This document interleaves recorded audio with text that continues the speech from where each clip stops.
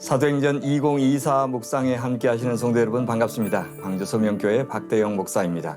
오늘 주신 하나님의 말씀은 사도행전 9장 43절 말씀입니다.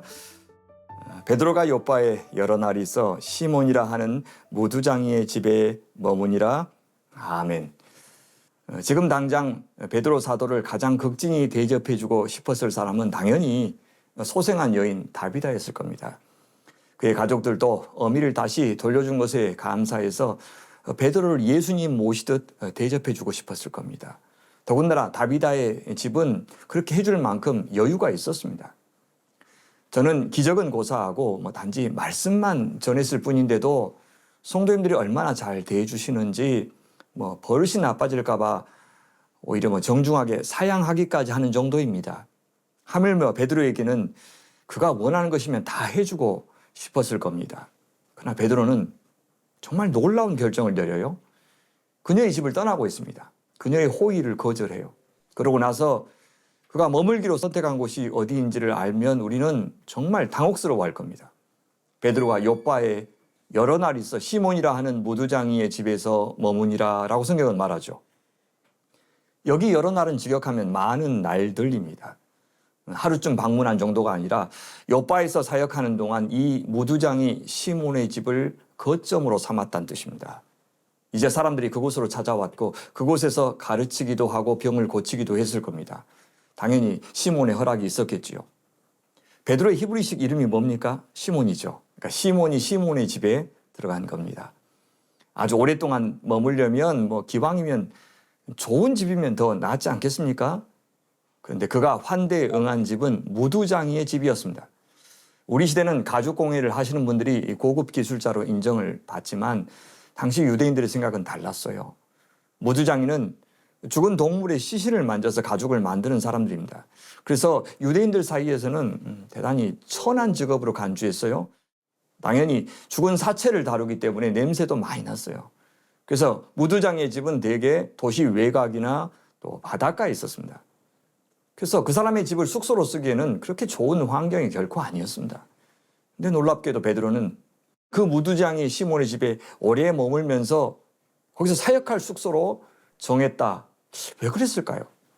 그는 아마 의도적으로 이 무두장이 시몬의 집을 숙소로 정한 것 같이 보입니다.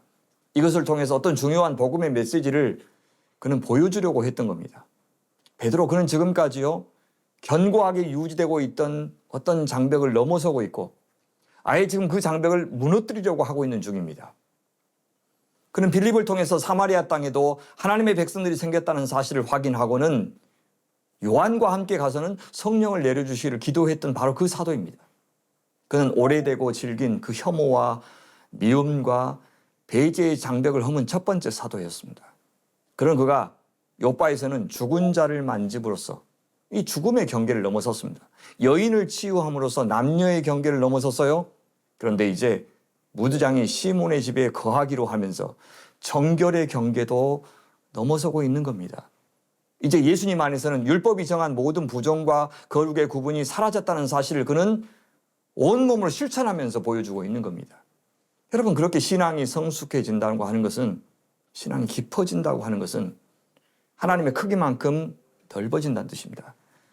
그런 나의 틀, 나의 선입견, 나의 한계를 넘어서는 것, 기꺼이 불편함을 자초하는 것, 손해를 무릅쓰는 것, 그래서 더 많이 더 진심으로 더 적극적으로 환대의 손을 내미는 것, 그것이 신앙의 성숙입니다. 선교는 그렇게 경계를 확장해 나가는 일입니다. 지리적인 경계를 넘기 전에 우리 안에 있는 경계선을 지어야 합니다. 베드로는 다른 사도들보다 먼저 그리고 더 멀리까지 경계를 넓혀가고 있습니다. 여러분, 그것이 리더의 역할이에요. 앞으로 그는 이런 경험을 통해서 다른 사도들을 설득할 겁니다. 예루살렘 교회 전체를 설득할 겁니다. 그런 베드로마저도 앞으로 사도행전 10장에 가면 더 깨져야 되고 더 무너져야 하고 더 넓어져야 할 것이 있다는 것이 드러납니다. 아직도 무너뜨려야 될 경계가 베드로 안에 남아 있었던 겁니다. 무슨 경계입니까? 이방인의 경계입니다. 고넬료 사건을 통해서 그는 또 이 경계마저 넘게 될 겁니다. 그 사건을 통해서 베드로는 예루살렘 교회 안에서 그 누구보다도 이방인을 향한 복음을 지지하는 사도가 될 겁니다. 그래서 나중에요, 사도 바울의 사역을 신학적으로, 목회적으로, 또 선교적으로 가장 든든하게 뒷받침해 주는 사람이 바로 이 사도 베드로가 될 겁니다. 이렇듯 선교는 한 사람의 영웅을 통해서 이루어지지 않습니다. 앞서는 사람과 뒷받침해 주는 사람, 나서는 사람과 감추는 사람이 저마다 자기 역할에 충실할 때 하나님께서는 그 모든 사람과 상황을 통해서 자기 백성을 부르시고 주님의 교회를 세우시고 하나님의 뜻을 이루어 가시는 겁니다. 베드로는 무두장이를 환대했습니다. 무두장이도 베드로를 환대했습니다. 환대는 가진 사람만 할 수 있는 게 아닙니다. 저마다 자기 수준에서 타인을 그 가치 그대로 존중해 주는 것이 환대입니다. 냉수 한 그릇도 좋고 격려 문자 한 줄도 좋고 기도 한마디도 좋습니다. 당시 여관은 매우 위험했고 음란했어요. 그래서 그리스도인들은 더 적극적으로 손님들을 환대했습니다. 구제와 함께 이 손 대접이 회심의 중요한 열매로 간주되었어요. 여러분의 교회도 이 험한 세상에서 부디 서로를 환대하고 서로에게 안전한 쉼터가 되어주시기를 바랍니다. 베드로처럼 무두장이의 초대에 응답하는 교회, 무두장이처럼 담대하게 초대하는 그런 교회가 됩시다. 그렇게 멸시받고 천대받는 자들에게도 안식처가 되는 교회, 저들이 얼마나 존중받고 사랑받아야 마땅한 형제요 자매요 하나님의 형상이요 생명인 것을 알게 해주는 사랑하는 여러분의 교회, 또 여러분 자신이 되시기를 간절히 바랍니다. 우리 같이 기도하겠습니다.